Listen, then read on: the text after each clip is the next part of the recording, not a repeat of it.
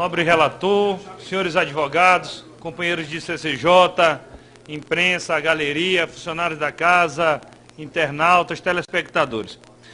Senhor presidente, o Temer foi o primeiro presidente denunciado por crime comum na história da República do Brasil.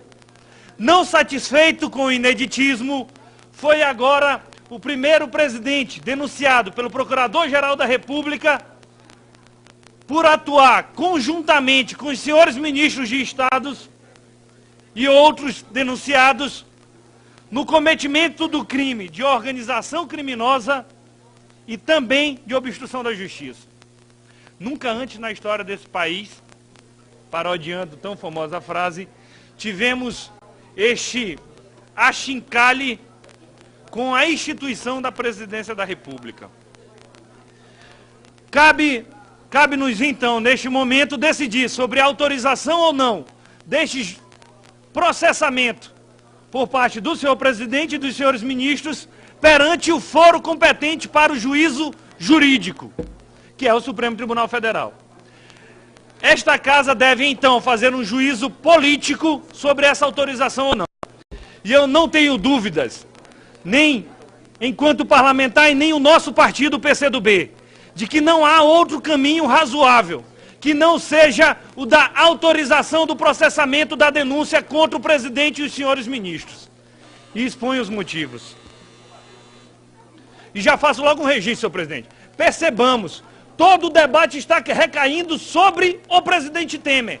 E isso está errado, porque é denunciado o Temer e os senhores ministros. Por isso que era tão importante ser individualizado o julgamento, para não prejudicar a ampla defesa dos ministros, para não ocorrer de que eles sejam julgados conjuntamente ao presidente. Mal está sendo debatida a questão dos ministros. Por isso que tinha que ser individualizado. Fere as normas básicas do direito processual, essa unificação de julgamento. O que aqui, na verdade, senhor presidente, são 3 pedidos de autorização de processamento. E essa casa pode se posicionar como bem entender sobre qualquer um dos 3. Se eu quiser autorizar 2 e rejeitar 1, eu posso. Se eu quiser autorizar os 3 ou rejeitar os 3, eu posso. O voto do eminente relator não nos oportuniza isso. Afinal de contas, ele simplesmente indefere, sem individualizar a posição sobre cada uma. E as discussões provam que a não individualização é um erro, fere a ampla defesa, e eu não duvido se esse assunto for judicializado e o Supremo Estado a se manifestar. Afinal de contas, a pergunta é, num juízo político, o denunciado se defende individualmente ou não?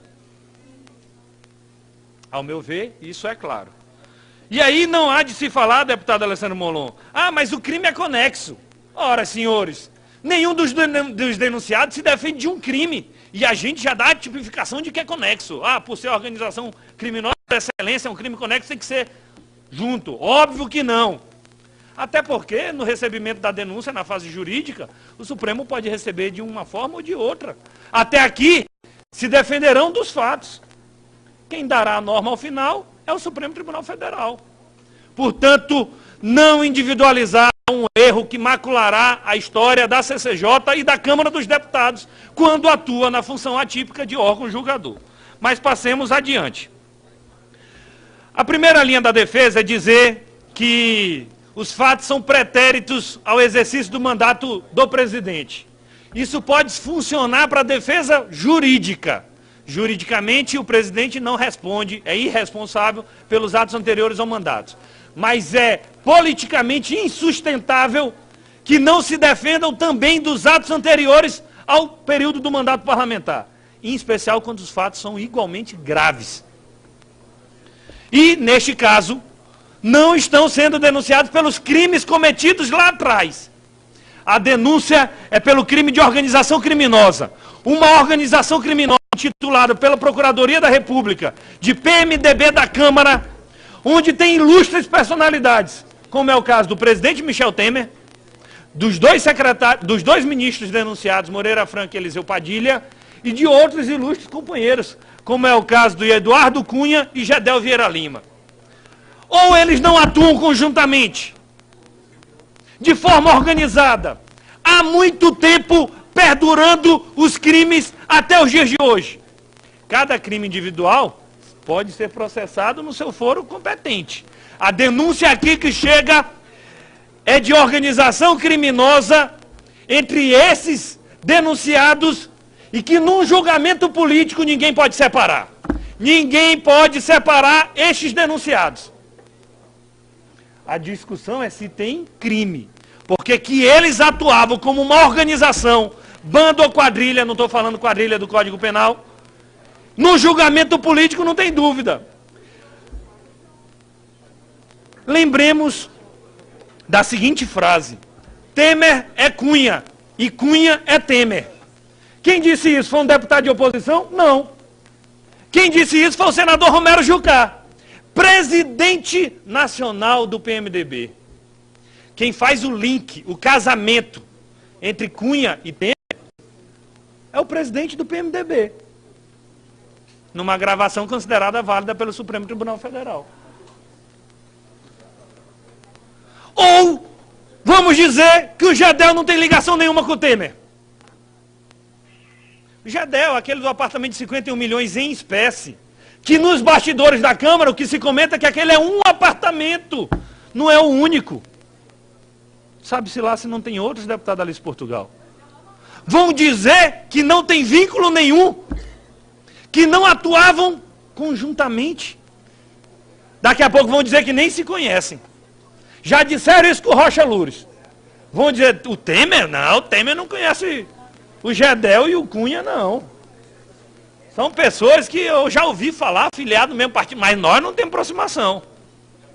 E a acusação sobre o presidente é que ele é justamente o chefe dessa organização criminosa.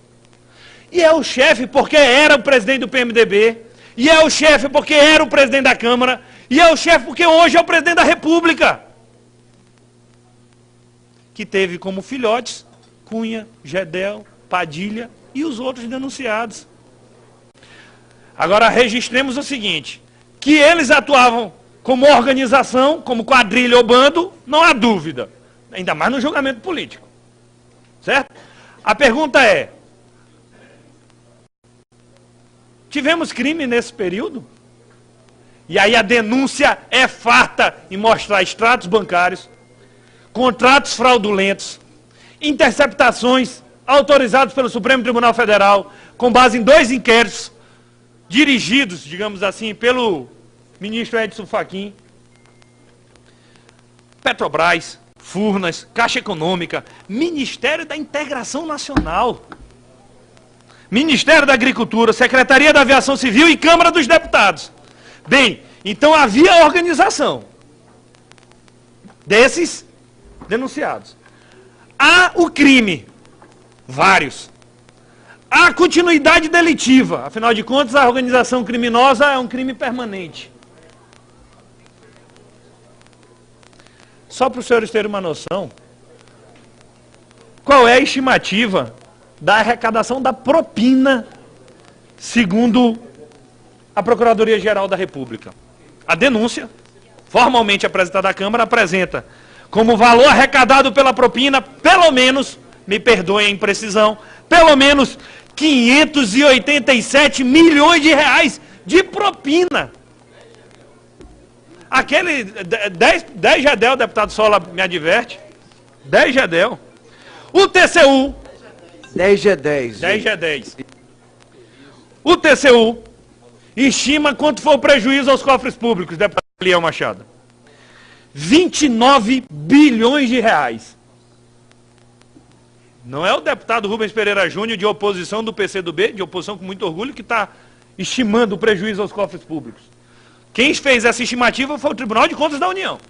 29 bilhões de reais. Aí é preciso agora justificar a reforma da Previdência, corte do dinheiro da educação, corte do dinheiro da área social, fechamento de serviços públicos. Se não fosse suficiente o crime de obstrução da justiça, o crime de organização criminosa, ainda há o crime de obstrução da justiça, onde foi tentado comprar o silêncio para evitar a delação do Funaro, que era o operador da organização criminosa, autorizado pelo próprio chefe da organização, o Temer. São 2 crimes. Pode escolher a gravidade de qualquer um dos 2. Obstrução da justiça, que se não fosse crime no Código Penal, crime comum, ainda seria crime de responsabilidade passiva de impeachment. Dosimetria da pena. Por baixo, presidente Temer condenado, 7 anos e meio. Pelos 2 crimes. Focando no presidente. Isso eu não estou falando do julgamento de cada um dos crimes. Uma coisa é a organização criminosa. Outra coisa é cada crime individual. Porque o crime de Furnas é um, o crime da Petrobras é outro, o crime da Caixa Econômica e do Ministério da Integração Nacional é outro. Senhores, a gente pode até não achar, mas nós estamos no nosso melhor momento de combate à corrupção da história do Brasil. A gente pode reclamar, especialmente quem quer a manutenção do status quo, mas temos que reconhecer que, como nunca, combatemos a impunidade no nosso Brasil. Agora, de pouco tempo para cá, não tem 10 anos que o Supremo fez a primeira condenação de um parlamentar. E dá o sinal de que, por uma decisão política, nós vamos estancar a sangria e parar a investigação e o processo contra o presidente da República e altas autoridades, é pouco educativo para as futuras gerações. Há uma operação em curso, deputado Daniel Almeida. E a operação é o seguinte: Temer salva Aécio e Aécio salva Temer. E isso é vergonhoso. Mas há uma operação em curso. O eminente relator, na justificativa do voto político, dá um argumento político que pode ser considerado forte e será repetido por outros deputados. E ele diz o seguinte: cumpre finalmente levar ao país a certeza de que o afastamento do presidente da República, nesse momento, representará uma crise de altas proporções. Isso será repetido. Relator, aqui respeitosamente, eu abro a divergência de Vossa Excelência. Manter o presidente Temer é que mantém a crise. Porque nessa denúncia, quem não está preso está no Palácio do Planalto. Quem não está preso está no Palácio do Planalto. Em outros governos, as crises eram nos ministérios. Ah, uma denúncia no Ministério A, B ou C.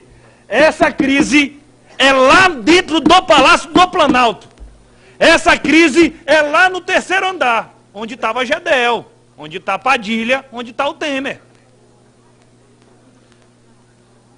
Por isso é que eu não tenho dúvida de que, como quem desses denunciados, quem não está preso, está no Planalto, mantê-los no Planalto é a manutenção da crise. Combate à corrupção não traz crise para o Brasil. O que traz crise de 29 bilhões é a corrupção, não é o seu combate. Só que, infelizmente, nós temos que reconhecer que o governo Temer é tão fraco que talvez por isso ele fique. Explico. É um governo tão fraco que sucumbe a todos os argumentos do toma lá da cá. É tão fraco que quem quer se aproveitar, oportunista, está conseguindo ganhar tudo o que quer do governo Temer. A última agora foi do trabalho escravo, onde se flexibiliza a definição de trabalho escravo, em troca de alguns poucos votos aqui. É hora de muita pressão popular.